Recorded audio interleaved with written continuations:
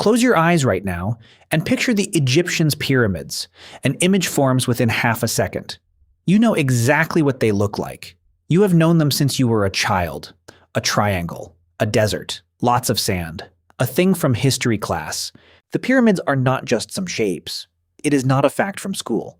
It is a wound in reality, something that should not exist, something that 4,500 years of human civilization has tried to explain and failed. And the closer you look, the stranger it becomes. Let's start with the numbers, because the numbers alone should stop you completely.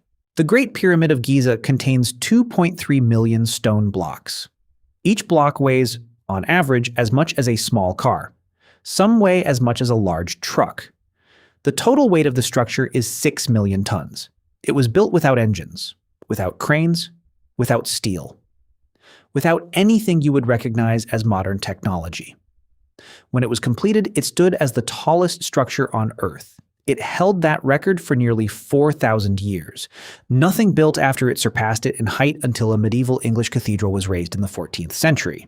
You are not looking at an ancient monument. You are looking at the most dominant structure in the human skyline for 40 centuries. So how did they do it?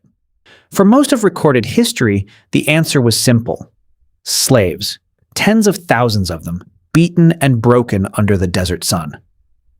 The Greek historian Herodotus wrote that 100,000 slaves labored for 20 years to build the pyramid, driven by force, ground down by suffering. The image became permanent. It filled textbooks, films, paintings. The pyramid became the monument of oppression, the ultimate symbol of what absolute power could extract from human bodies. That story is entirely wrong. It was always wrong. In 1990, an Egyptian archaeologist named Zahi Hawass was riding a horse near the Giza plateau when the animal stumbled. The ground gave way slightly beneath its hooves. Hawass dismounted and discovered the entrance to a tomb. Not a royal tomb. Not a tomb for any pharaoh or nobleman. A worker's tomb. What followed quietly dismantled the oldest story in history. Hawass and his team spent years excavating what turned out to be an entire city buried beneath the sand. A workers' village, built specifically for the men who built the pyramids. And what they found inside did not match anything anyone had been told. The workers were not slaves. They had names, ranks, wages, job titles carved into the stone walls. They received rations of beef, fish, bread, and beer, a diet richer than most ordinary Egyptians ever ate. When they were injured, which happened often given the nature of the work, they received medical care. Archaeologists found bones that had been fractured and set, amputations that had healed cleanly, bodies that someone powerful had kept alive. And across the stone blocks scattered over the Giza plateau, the workers left something that no slave would ever leave behind. Their names. Their gang names. Team identities they had chosen for themselves, carved into the stone. Names like Friends of Khufu. Names like Drunkards of Menkaure. Names with pride in them, with humor, with belonging. These are not the marks of broken men. These are the marks of men who believed they were part of something and wanted to be remembered for it. But knowing who built the pyramids only deepens the actual mystery. Because the how, the physical mechanics of moving 6 million tons of stone into perfect position, remains one of the most fiercely debated questions in science. And the more carefully you examine the leading theories, the more each one collapses under its own weight. The most popular answer has always been the ramp. A long earthen ramp, rising up the side of the structure, allowing workers to drag blocks to higher levels as the pyramid grew. Simple. Logical. The Egyptians even depicted ramps in their own artwork. But the mathematics refused to cooperate. A straight external ramp steep enough to reach the pyramid's peak would need to be nearly a mile long. It would require almost as much material as the pyramid itself. And there is no trace of it anywhere. Not a fragment, not an archaeological remnant of a ramp of that scale has ever been discovered near Giza. Whatever the builders used to move those blocks upward, it left no footprint in the sand. So, in 2007, a French architect named Jean-Pierre Houdin proposed something the archaeological community had never seriously considered. What if the ramp was inside? Houdin spent years running three-dimensional simulations on architectural software.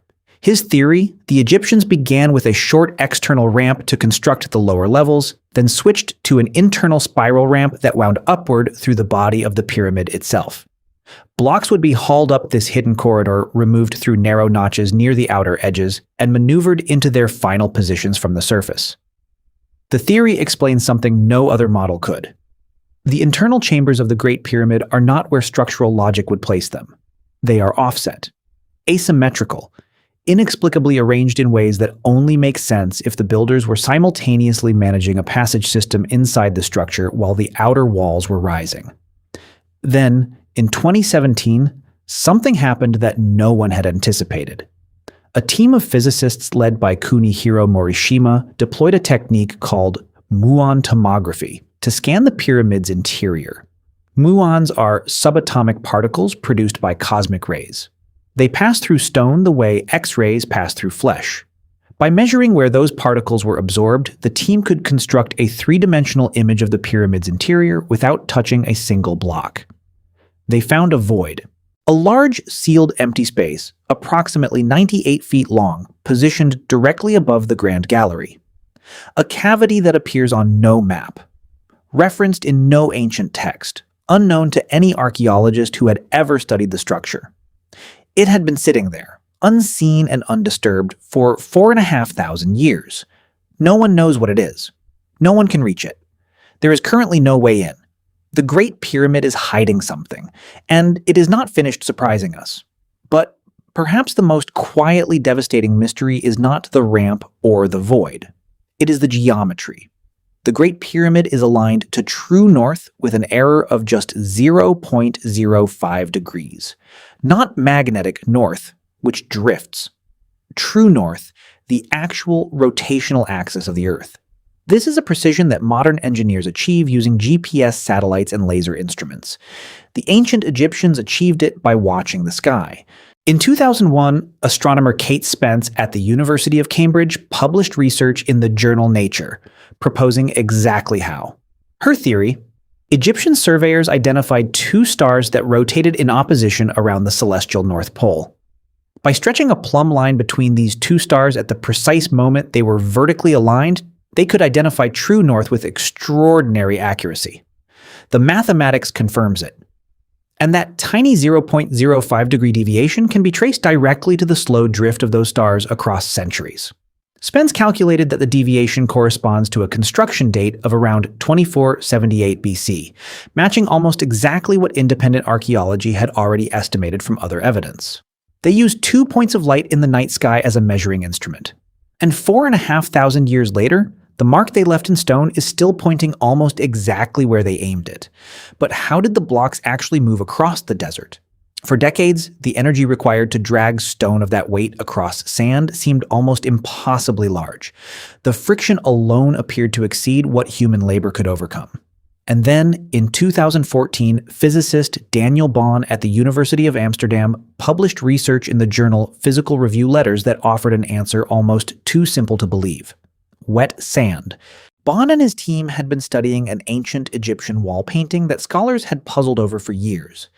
It showed a massive statue being hauled on a wooden sledge, and directly in front of the sledge, a single figure was pouring liquid onto the sand ahead of it. Egyptologists had long assumed this was a ritual gesture, a religious act. Bohn tested the physics. He found that slightly wetting the sand in front of a loaded sledge reduces friction by nearly 50%. Wet sand grains bind together through capillary forces, creating a smooth, stable surface across which enormous weights can slide with far less resistance. The man in the painting was not performing a ritual. He was solving an engineering problem. He understood the solution well enough that he or someone who watched him painted it on a wall, not as a religious image, as a record. The closest account of what it actually felt like to build the Great Pyramid was discovered in 2013 on the coast of the Red Sea, at a site called Wadi al-Jarf. French archaeologist Pierre Tallet found a papyrus, the oldest known papyrus in the world, and it was a diary, written by a man named Merer. Merer was a middle-ranking overseer. His entries are bureaucratic, almost mundane. Day-by-day records of schedules, work rotations, the movement of limestone blocks from the Tura quarry to a place he calls the Horizon of Khufu. The tone is administrative. He was doing paperwork, the same paperwork that a logistics manager might fill out today. But buried in those routine entries, written without drama, without ceremony, without any sense that the writer understood what history would eventually make of him, is the clearest window that has ever existed into the greatest construction project the human race has ever undertaken. Merer was not trying to be remembered.